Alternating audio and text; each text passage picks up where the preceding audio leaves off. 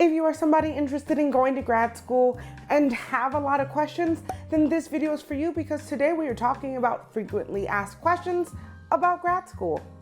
And the first question is, what will I learn at the graduate level? So grad school and undergrad are actually pretty different. Even though they are both education systems in higher education, the structure and the purpose of the research or the study that you do has different purposes, or the end goal is completely different. In undergrad, what you're actually doing is really getting an understanding of what is the bare basics of your discipline or your degree.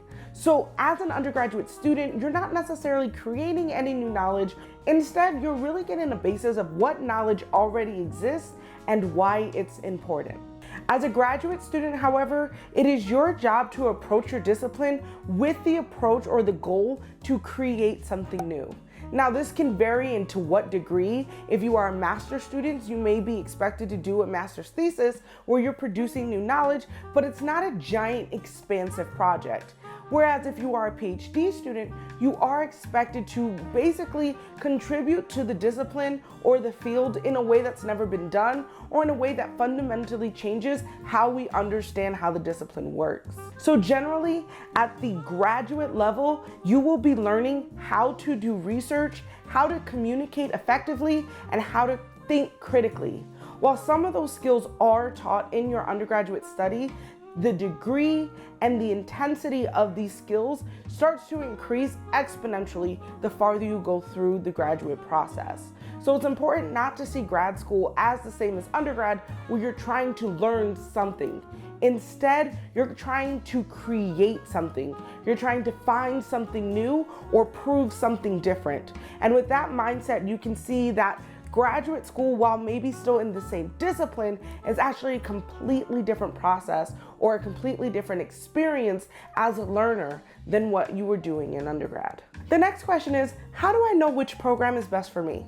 This is always a difficult question because there's not a blanket answer on how to pick the best program. However, I will say generally what we think is that if you go to a really good school, if you attend an Ivy League, then that is the best program. But that's not how grad school works. Again, grad school is about skill sets rather than gaining knowledge about a topic. So as undergrad, you may have wanted to go to the best schools because they are the one with the best reputation. As a graduate student, you really want to find the school that is going to meet your particular research needs or your particular grad school goal. So this ultimately means instead of picking a school based on its name or its notoriety or its infamy, you really want to go through the process of looking at the faculty, looking at the initiatives, looking at the coursework that graduate students are expected to do, and even possibly reading the bios of current graduate students to see if you align with their research. Now, there is a larger process that you can go through to figure out what are your interests and all of that jazz, and I do have a video that takes you through that process, so you should head there after this video. But generally, those are the things that I think are most important. Should I apply to a master's or a PhD? Now, this is a really good question, and just like the last question, there isn't a blanket answer, but there are some important things to consider. So PhDs are considered terminal degrees, meaning they are the highest level of education any individual can get. And as a result, with a terminal degree, you can become a professor. There are master degrees that are terminal degrees. However, most master degrees are not, meaning if your goal is to be a professor, you most likely will need a PhD. This is not to say that this is the only difference, if you want to be a professor or not, but there are also just skill and experience level things that go into making this decision. Masters are generally much shorter than PhDs. They usually have way less funding than PhDs, and the research that you do is usually a lot less extensive. Whereas PhDs are much more intensive processes, but also when you graduate from a PhD, you really do have a level of authority or academic integrity that people recognize within academia and even possibly within other fractions of your discipline or within your field. Now, I do have a video that talks about the differences between PhDs and masters, so if you want nitty-gritty details so you can make the best decision for you, you should head there. All of these videos will be in the description, but it's just important to make sure you're doing your background research about each program to figure out what goals are best for for you, and how will they support you? There isn't one that's just innately better than the other. And again, it all comes down to what is your professional or your academic goals. And based off of that, you should be able to decide, would you need or prefer a shorter program, or would you want a more extensive terminal degree? The next question is, what does a typical application require? Now, every application is different, and every field, discipline, and even university is different. So this is just a general idea of things that most schools include. So most schools are going to expect you to have a personal statement or a statement of purpose. They're often used interchangeably, but do have slight differences. A personal statement is going to talk more about you, your experience, your life journey into becoming a graduate student, and I have videos about that. A statement of purpose is going to talk more about what your research is about, what your goals are, forward thinking, and things of that nature. I actually believe both should do a little bit of both, and that's why these two videos are really good, also in the description. But you want to make sure that you're aware that they may ask for both or one or the other. Then they're probably going to request that you have some type of writing sample. Now this focuses more on research degrees, so if you are pursuing a professional degree, they may not ask for a writing sample, but they also might, depending again what the program is like. So just be expected to submit something anywhere between 4 to maybe 20 pages, again depending on what level of graduate program you're applying to and what type of degree that you're pursuing. Every application is also going to expect you to submit letters of recommendation. Though the number may vary, you want to make sure that these people are really important.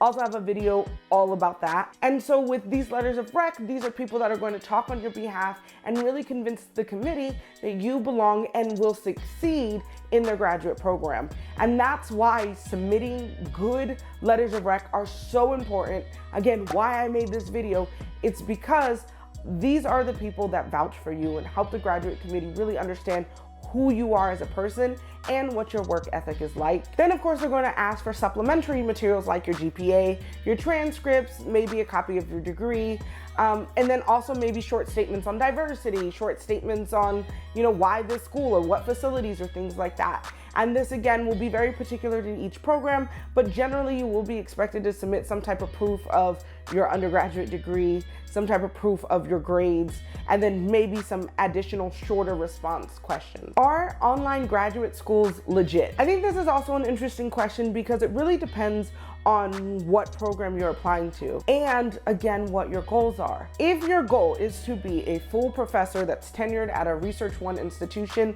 I personally have never met a professor at a research institution that has an online graduate degree. So that may not be the best for you because so much of the application process, so much of the academic hiring process is based off of elitism, about legacy, experience, and also networking.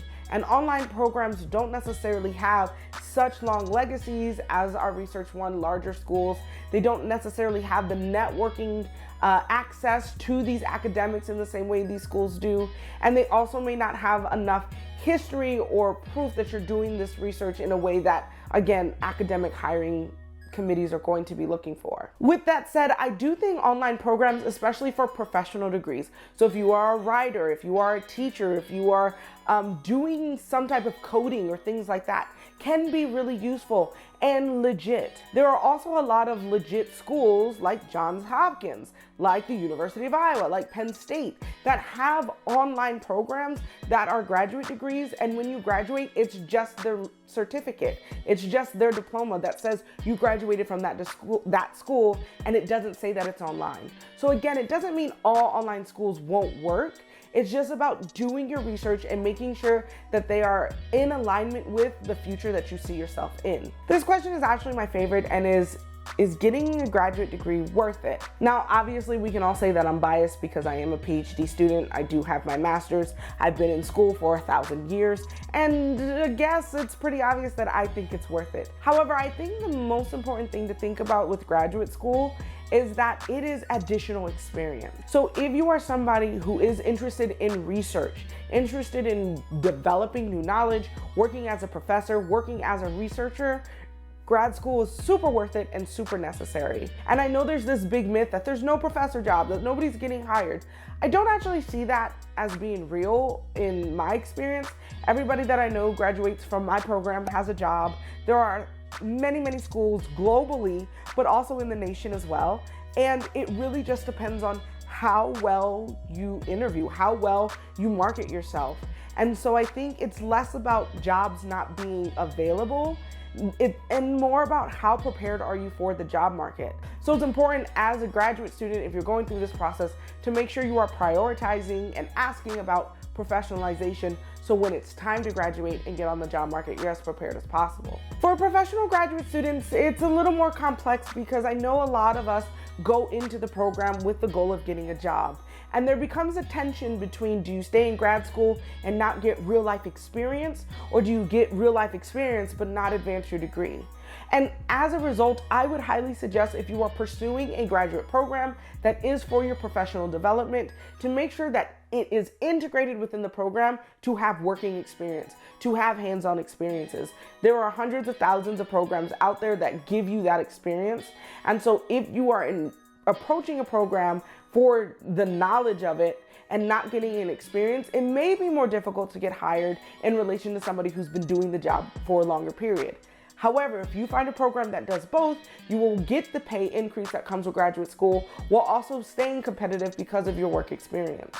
This is not to make a blanket statement that it's worth it for everybody, because that's just frankly not the truth. A lot of people do graduate school and then don't make as much money as they wanted, or don't recoup on their student loans, or the list can go on. And that's why it's important that you know as much as you can about graduate school before you make that decision. So head to my graduate FAQ playlist right now so you can see in-depth videos. In fact, all the videos that I listed in this video are in this playlist, so you can be as prepared as possible and know all the details to your most burning grad school questions. Thank you so much for watching, and I will see you next week.